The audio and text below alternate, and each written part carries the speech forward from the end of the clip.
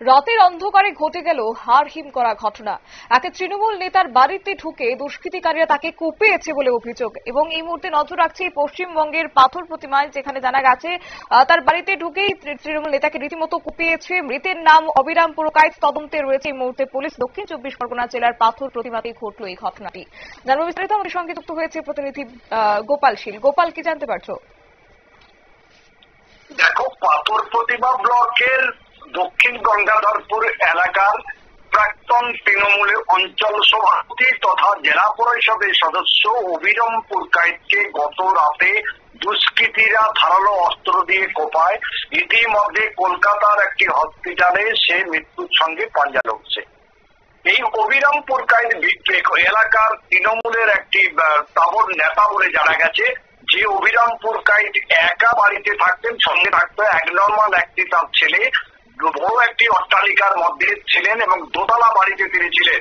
গতকাল রাত্রে হঠাৎ করে প্রায় 5 থেকে 6 জন দুষ্কৃতী তার বাড়ির মধ্যে ঢুকে কোনো কিছু চুরি না করে তার উপরে ধারালো অস্ত্র কোপাতে শুরু করে। মৃত্যু হয়েছে নিশ্চিত মনে করা হচ্ছে। তারা সেখান থেকে চলে যাওয়ার পরে কিন্তু সারা রাত্রি ওই অবস্থায় রক্তাক্ত অবস্থায় পড়ে থাকে। সকাল ঠিক 7টা 7:30 নাগাদ ওই বাড়িতে মহিলা যে কাজ করতো, কাজের মেয়ে এসে দেখে রক্তাক্ত পড়ে রয়েছে। চিৎকার চেঁচামেচি করলে এলাকার মানুষজন আসে, খবর দেওয়া হয় ঢোলা থানার পুলিশ সেখানে আসে।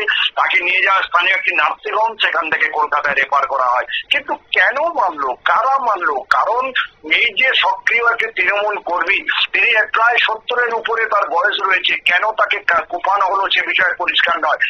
যদি তাকে কোনো কিছু চুরির জন্য বা ডাকাতির জন্য আসে, তাহলে কোনো জিনিস হাত না দিয়ে কেন মারলো সে বিষয়ে পুলিশ তদন্ত শুরু করেছে। তবে এখনো পর্যন্ত কাউকে আটক কিংবা গ্রেপ্তার করা সম্ভব হয়নি। ধন্যবাদ।